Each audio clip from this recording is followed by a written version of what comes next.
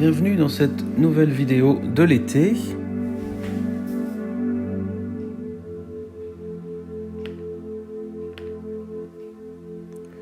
On fait d'abord un petit tour dans le jardin, dans la serre. Il y a un magnifique tournesol qui vient juste de s'ouvrir. Toutes les autres plantes poussent très bien. Les récoltes de salade, de tomates, ce qui me permet de faire des bonnes salades bien fraîches. Vous voyez par exemple quelques tomates et une ou deux courgettes. Je fais aussi quelques plats chauds, donc des courgettes farcies, des tomates farcies. C'est vraiment un délice, ça cuit lentement au four et c'est délicieux.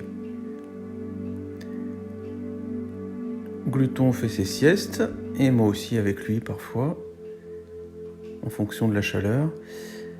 Là c'est une fleur d'un Canna edulis, c'est vraiment très beau aussi ça. Et ensuite une fleur de Canna cléopatra. Vous voyez, ce côté panaché est très joli. D'autres plantes aussi qui commencent à avoir de très beaux feuillages, qui ont disparu tout l'hiver et qui réapparaissent petit à petit pour être au maximum l'été. Là, on voit différents types de feuillages. Donc les tomates que je récolte un petit peu avant maturité et que je laisse mûrir, ou à maturité, ça dépend.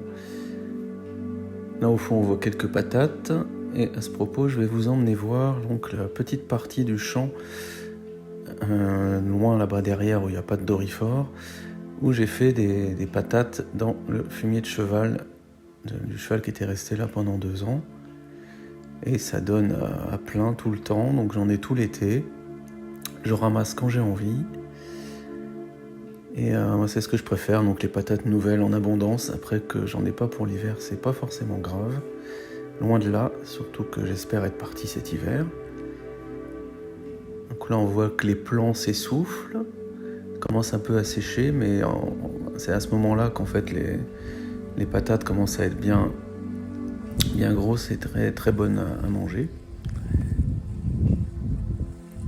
Et bon, j'avais fait les choses avec 2 variétés successives, donc une qui est plus primeur et l'autre pour la récolte de fin de saison, quoi. Et nous retrouvons Gluton, la star, qui m'a aidé, oui, il a contribué. Voilà, on le voit, il a bien contribué à rempoter donc des bananiers Morelli. Enfin, j'avais aussi une aide extérieure, on a rempoté tout ça. C'était la souche voilà, qu'on voit ici. Il y a peut-être 80 plants là-dedans à peu près. Tout n'est pas encore divisé. Il y en a qui sont restés en touffes plus petites, le temps que ça pousse un peu plus. J'ai essayé au maximum de ne pas en tuer, mais c'est pas évident du tout. Là, quelques nachis, ça j'adore, poire de Chine. J'espère que ce sera mûr mi-août, que je puisse me délecter de ces fruits très savoureux. Une fleur d'ail perpétuelle. Et je viens enfin au sujet un peu central de cette vidéo, qui est la taille en verre de la vigne. Donc on réalise, là c'est sur la vigne Noah, qu'on réalise au mois de juin, et bon là j'étais un peu en retard sur celui-là, et en fait il consiste à tailler 2 nœuds après, là où sont les dernières grappes en fait.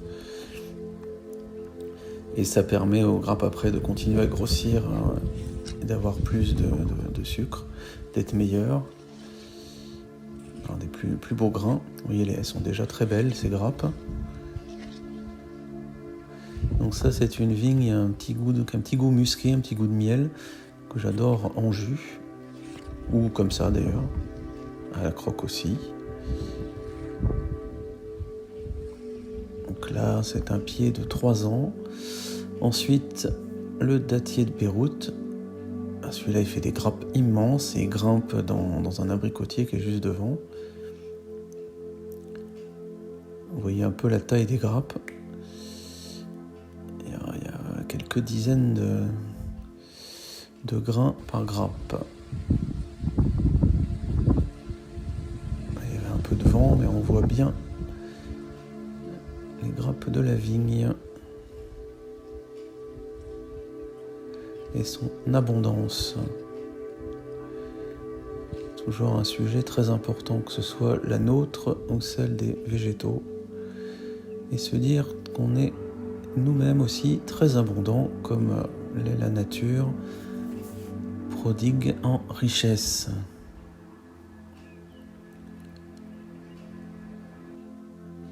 La troisième vigne, qui est aussi devant la maison, c'est le muscat de Hambourg, qui lui devient violet à la pleine maturité. Donc je mettrai des sachets autour de chaque grappe, je pense mi-août à peu près, pour éviter que les oiseaux n'en mangent trop. Bon, a priori, tant qu'ils n'ont pas percé un sachet et goûté, ils vont pas trop le faire, a priori. Nous verrons bien. Donc pareil, il y a eu la taille en verre. Donc on voit les grappes, on les voit bien, alors qu'avant, évidemment, avant que je taille, tout ça était caché derrière, donc ça va leur permettre de mûrir tranquillement. Quelques pommes qui commencent à grossir. Donc j'ai un peu retaillé aussi celui-là.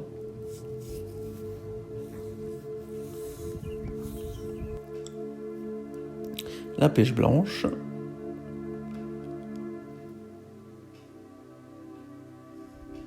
Un dernier coup d'œil sur notre vigne dattier de Beyrouth.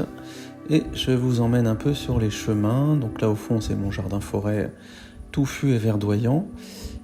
Et on va faire un petit tour sur la route qu'on va pas tarder à voir à gauche. Voilà, c'est une route où je me promène assez souvent, dans la beauté des feuillages, l'abondance, la fraîcheur quand c'est possible, sous un beau ciel, contempler les nuages. Là je vous montre donc le nom du lieu-dit où je suis, la rue, qui est en fait le nom d'une plante médicinale. Et on part sur le chemin, avec quelques coups d'œil à droite à gauche. Là c'est un champ où je cherchais les vaches, mais je les ai trouvées un peu plus tard. Ça c'est une carotte sauvage, enfin la fleur de la carotte sauvage qui est toute constellée, qui est magnifique.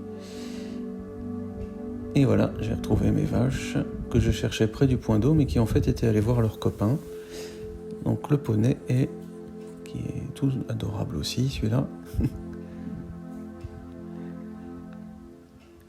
Et le petit âne qui va venir après. Le voilà.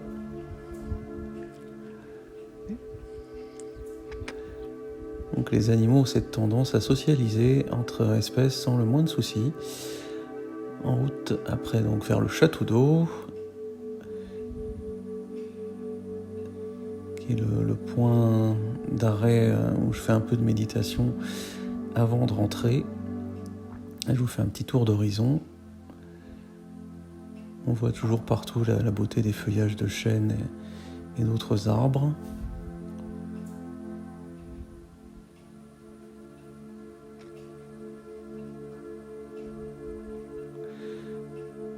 Et je continue toujours pieds nus sur ce chemin, dans l'inspiration du moment.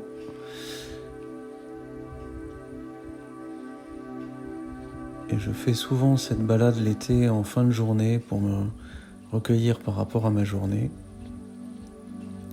C'est partie de mes rituels de l'été.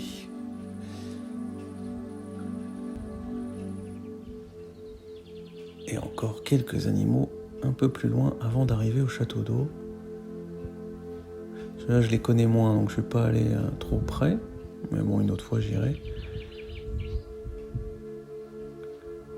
Il doit y avoir 4 chevaux, je crois. Et voilà le fameux château d'eau. Une sorte de fusée échouée à l'envers.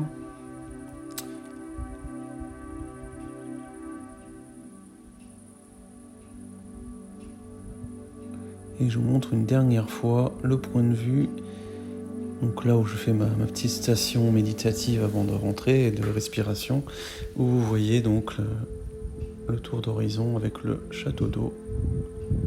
Voilà, pour que vous connaissiez un peu mieux l'endroit où je suis actuellement et que je vais quitter quand ma maison sera vendue. Voilà, à bientôt et je vous souhaite un très bel été.